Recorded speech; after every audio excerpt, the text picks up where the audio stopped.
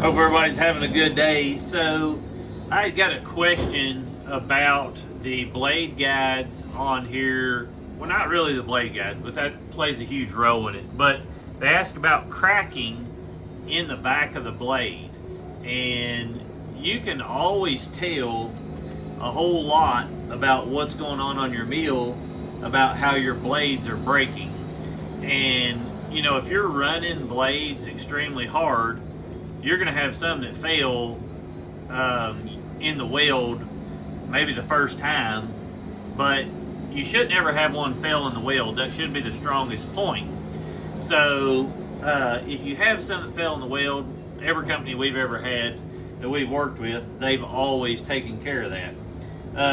But if you're getting a blade and you look at it and it's cracking from the back and then tearing the front. And I'll show you guys on a blade how to look at this in a minute. But on your blades, if you're getting the crack initially from the back, you could not have the back of your spacing on your blade guide roller correctly.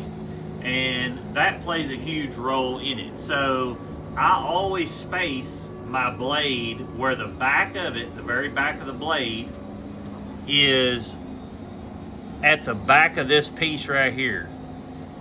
See the first notch? How you've got that hole in there? I always start the back of my blade there when I line my mill up. And a lot of people that are getting, cracks in the back like that, either one, they're touching the back of the blade guide roller too many times, and it's causing friction to heat up and then cracking the blade. So as in, you're pushing the blade back so far that it's hitting this the entire time, even when you're not in the log. And that's huge. You don't want the back of your blade riding on this lip no matter what. You only want it to come back and hit it when you're pushing into the log real hard, gaining speed. So if your blade starts right here, it has to go back 1/8 of an inch to hit that blade guide.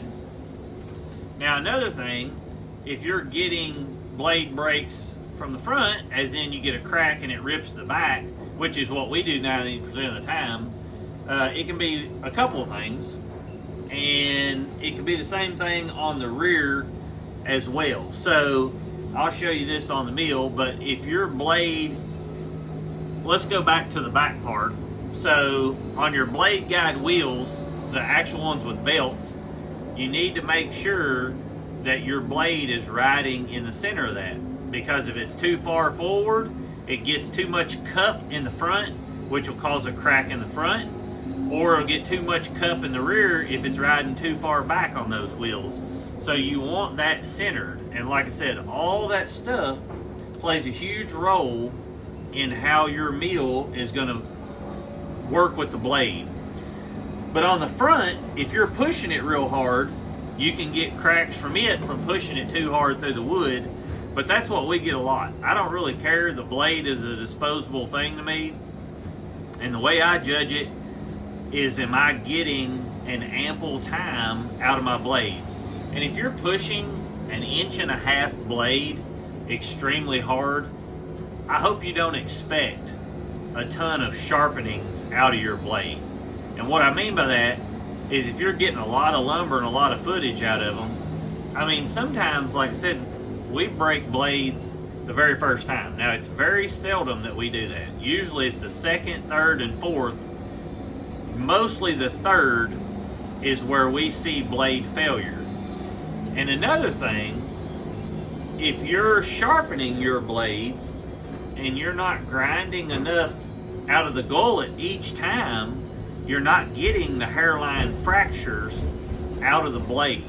A lot of people will just hit them very lightly one time and go over. Well, the problem with that is, if you took a microscope and looked at that blade, you would see little hairline fractures in that blade. So if you don't get those out by grinding enough out, then you're not going to make the blade last as long as it could. So you've got to really, really pay attention to that. This hickory log's hard. I can tell by how much it's dragging that motor down. But you can always tell. What I want you to understand is you can look at your blade and see where it's tearing from. So you always look at the smooth, wherever it's smooth at, and then starts to get jagged, like I'm going to show you in a minute. That's how you tell where the crack started and then where it ripped from. So if it was cracked from the front or cracked from the rear, and that'll let you know what you've got going on. And you know, you can make adjustments if needed, but you can't expect a blade. I mean, I see people on the forums all the time, and they're like, man, I've been running this blade 4 or 5 hours, and I sharpened it and it broke. Well, you stressed it so much on the first run, but if you could run a blade, there's no way that these blades of ours would run that long. I've tried it before just to see, and usually on the first blade, like the first time that you use a blade, about the most I can get out of it is about 2 hours for it to properly not bust just out of nowhere. These blades are just like a coat hanger. They're constantly rolling around these wheels and stuff, and they've got a bunch of pressure on them, and then you're pushing them through the wood, so you can't really expect them to last forever and ever. They're a disposable item, and that's why you need to either one, be making enough to justify only running it, you know, for an hour, or maybe if you're a hobbyist, you're running it for a couple hours, but you're not sawing near the production. You're getting more money out of a single piece of wood. But I just always try to help people in their questioning, and I was asked about the blade breaking. Goodness, this hickory's hard. When they're all white like that, you know they're hard. And that thing, if I push it very hard at all, it bogs that motor.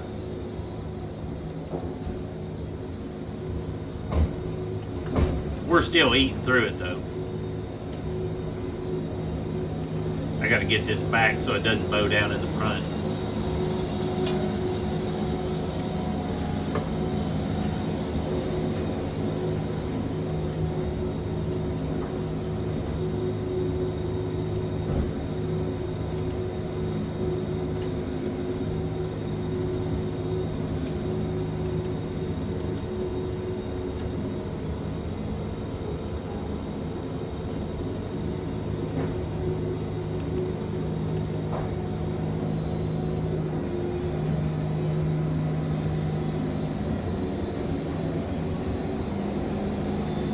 If you guys are ever sawing really hard hickory like this, you can always run diesel fuel and hydraulic fluid. A guy asked me about that the other day, and we mix basically 4 or 5 gallons of diesel per gallon of hydraulic fluid.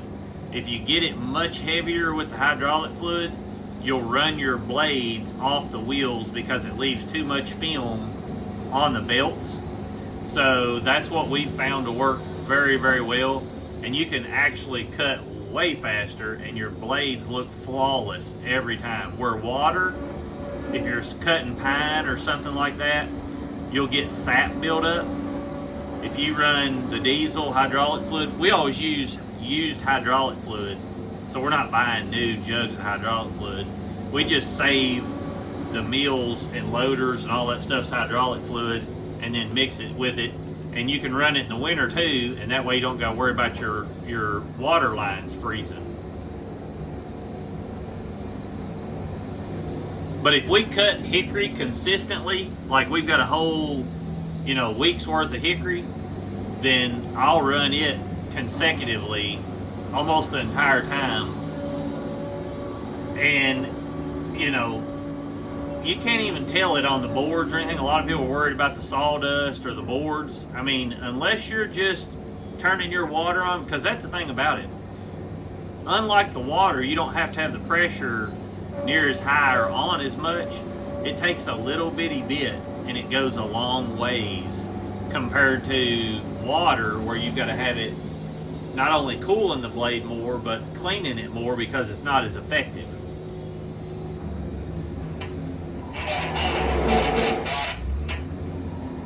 Goodness, that thing's hard.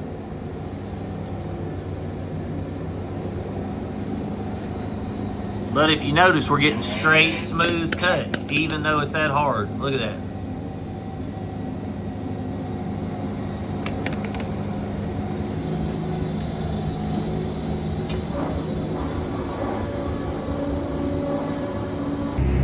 So if you look here, you want the blade perfectly centered around this wheel. And you can't check this until you put full tension on it and rev the motor up and then stop, because it's going to align itself wherever you've got this blade at. So if you've got too much coming out the front, you're going to get deflection down on this because it doesn't have as much stabilizing it. The same for the rear, which can cause cracks in your gullet and things like that.